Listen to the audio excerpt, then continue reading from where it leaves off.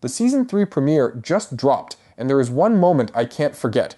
It is the moment the Winter Wolves arrive. Daemon is on the ground in the Riverlands. He has just finished tearing through the Lannisters. The dust has barely settled, and out of the tree line, a group of grizzled old Northmen walk forward, and their leader throws Jason Lannister's severed head at Daemon's feet. Then he says the line, the one straight out of the book. "We have come to die for the Dragon Queen." Quick note for book readers before anyone jumps into the comments. In the book, Jason Lannister actually dies earlier in the war. He gets killed by a random Tully squire at the Battle of the Red Fork, not by Roddy the Ruin or the Winter Wolves. The show combined a few moments here for the screen. It is a cinematic shortcut, not a continuity error. The spirit of the moment is the same. The North arrives dramatically with a Lannister head in hand, and the moment House Stark officially entered the war, not Cregan himself. He stayed in the North. But the men he sent are his men. They march under his banner. They are there because he gave his word. And the more I sat with that scene, the more I started thinking about the bigger pattern. Because this is not the first time the Starks have shown up like this. It is not the second time. It is not even the third. The Starks have a habit. Across every major war in Westerosi history, when the moment comes to pick a side, the Starks pick the right one. Not the winning one. Not the safe one. The right one. So today I want to talk about House Stark. Why their arrival in the Dance of the Dragons matters. Why their honor is both their greatest strength and their greatest weakness. And why, when you look at the long arc of this entire universe, the Starks have always been the moral compass of Westeros, whether they win or not. If you enjoy these breakdowns, drop a like and subscribe. It helps a lot. Let's get into it. First, let me set up who actually showed up in that scene. Because the show did not just throw random Northmen at us. The man with the axe is Roderick Dustin. Most people call him Roddy the Ruin. He is the lord of a smaller northern house sworn to the Starks, and he leads a specific group of warriors called the Winter Wolves. The Winter Wolves are not regular soldiers. They are old men. Veterans. Northerners who have already lived their lives, raised their children, and have nothing left to do but die for something that matters. Cregan Stark sent them south because he could not march himself. The North has to prepare for winter. He could not afford to leave Winterfell defenseless, but the reason he sent them in the first place goes back to a specific moment in Season 2. When Rhaenyra needed northern support, she sent her son Jacaerys to Winterfell to meet with Cregan. The two of them were close in age, they got along, and by the end of the visit they made a personal agreement. The books call it the Pact of Ice and Fire. The basic idea was that Cregan would send help for the war, and in return, one of Jace's future daughters would marry Cregan's son. Cregan did not just send the Winter Wolves out of generic loyalty. He sent them because of that pact. He gave his word in person to a specific prince, and he kept it. That is important. The Stark Code is not abstract. It is personal. Cregan looked Jace in the eyes and made a promise, and even now that Jace is dead, the promise still stands. The Winter Wolves are walking proof of it. That is why the line lands so hard. We have come to die for the Dragon Queen. It is not a battle cry. It is a statement of fact. They know they are not coming home, they are paying their lord's debt, and they are paying it in full. Now let me back up, because this is not the first time the Starks have done this. The pattern goes back centuries. Every major war in Westerosi history that involves a moral choice, the Starks land on the side of honor. Not the side of victory, not the side of self-interest, honor, and they pay for it every single time. Let me walk through it. The Dance of the Dragons. The war happening right now in House of the Dragon. Two factions are fighting for the Iron Throne. The Greens, led by a usurper who took the crown through a coup, and the Blacks, led by Rhaenyra, the rightful heir who had been named by her father in front of the entire realm decades before he died. The Starks pick Rhaenyra. They could have stayed neutral. They could have waited to see who was winning. They could have played politics like every other great house in Westeros. They do not. They pick the side that the rules of the realm say is right, and they commit. That choice costs them. They lose cousins, soldiers, time, harvests, men. The Stark contribution to the Blacks does not save Rhaenyra. She dies anyway. But the Starks still show up, because that is what they do. Now jump forward almost 200 years. Robert's Rebellion. The Mad King Aerys is on the throne. He has burned Lord Rickard Stark alive in front of the entire court. He has murdered Rickard's son Brandon. He has demanded the head of Eddard Stark and Robert Baratheon next. What do the Starks do? They rebel. They go to war against the king they swore to serve. And the entire realm follows, because once the Starks moved, the Tullys and the Arryns and the Baratheons knew the cause was just. You can argue whatever you want about Robert as a king, but Aerys burning people alive was wrong. Killing without trial was wrong. The Mad King had to go, and the Starks were the first to say it out loud. Then the War of the Five Kings. King Robert dies. The Lannisters install Joffrey on the throne, even though they know he is not really Robert's son. Ned Stark figures out the truth. He has a choice. He can stay quiet. He can let Joffrey rule. He can keep his head down and live. He does the opposite. He confronts Cersei in private and warns her. He prepares to tell the realm that Joffrey is illegitimate. He plans to put the rightful heir on the throne instead. That choice gets him killed. Ned is executed in the most famous scene in Game of Thrones, and yet, even knowing how it ended, Ned would tell you he made the right call.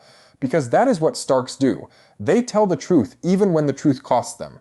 His son Robb continues the fight. The North rises. The war spreads. The Lannisters win the immediate political battle, but the moral question is settled forever. The Starks were right. Joffrey was a usurper. Everyone watching the show knew it. Then the biggest one. The Long Night, the White Walkers. The literal end of humanity. While every other great house is bickering over the Iron Throne, who is gathering an army? Who is reinforcing the wall? Who is warning the realm that something darker is coming?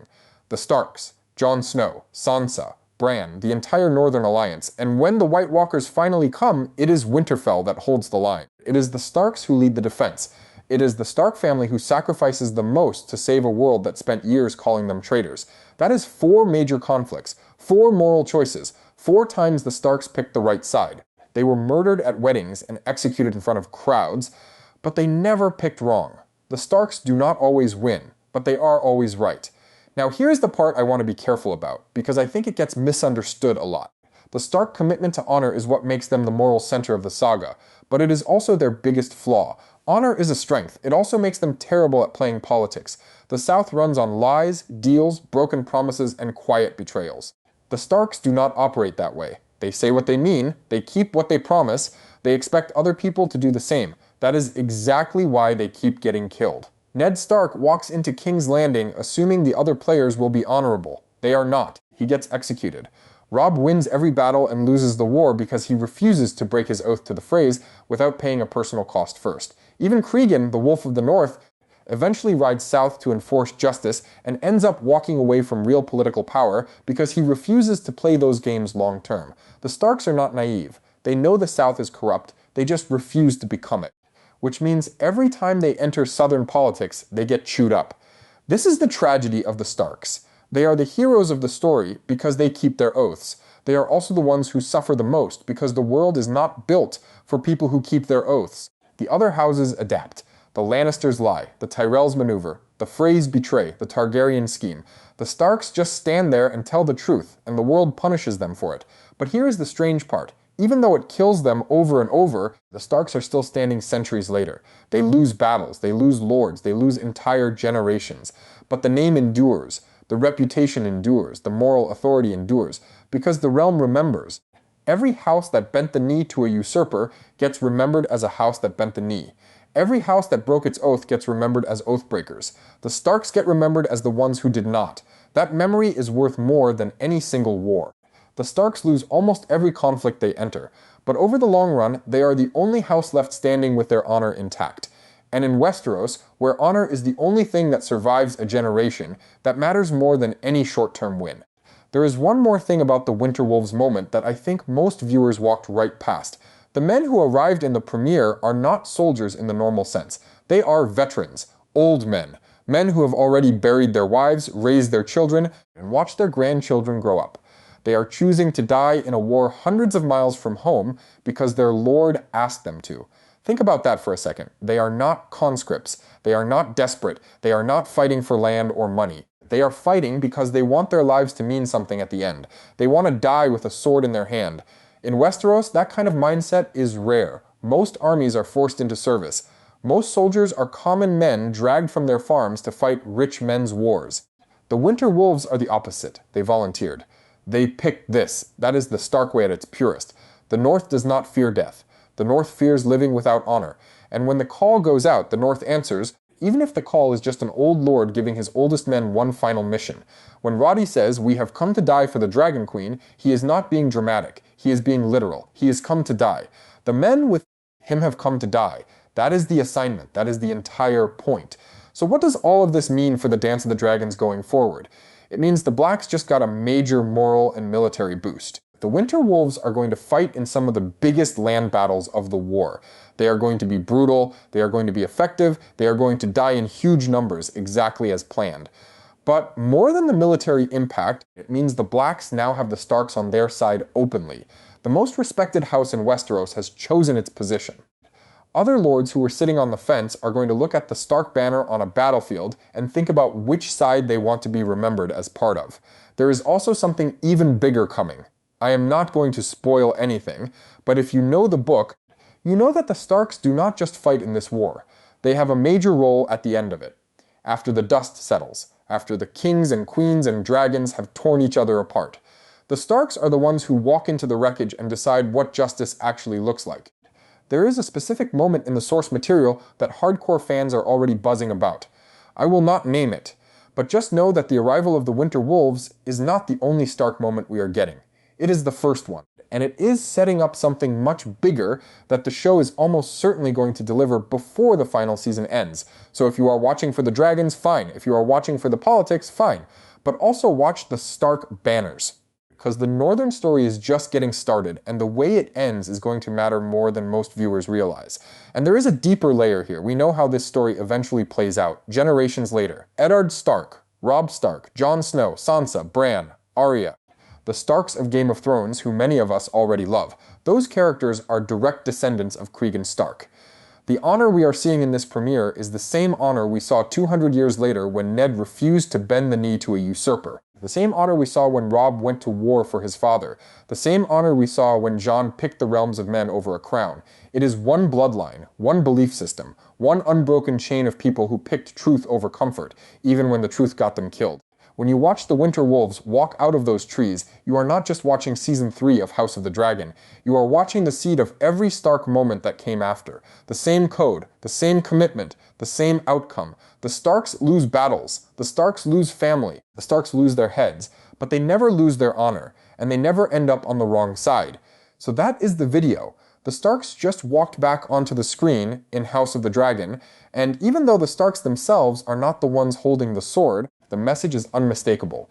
The North has chosen its side, and the side they choose is always the side history remembers as right. Cregan Stark sent his oldest men to die for a queen most of them never met. He did not have to. He could have stayed quiet, let the South burn itself out, and protected his own people. That is what most lords would have done. He did not do that.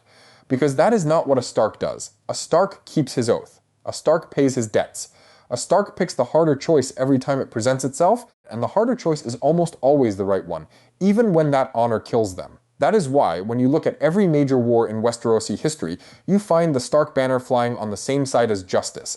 Not the same side as victory. Not the same side as power. Justice. And when Roddy the Ruin walked out of those woods with a Lannister head in his hands and said, "We have come to die for the Dragon Queen," he was not just announcing reinforcements. He was reminding the entire realm what House Stark is, and what House Stark has always been. The first to show up when an oath is on the line, the last to break, and every single time, no matter the cost, on the right side of history. Comment which other house you want me to break down next. Talk soon.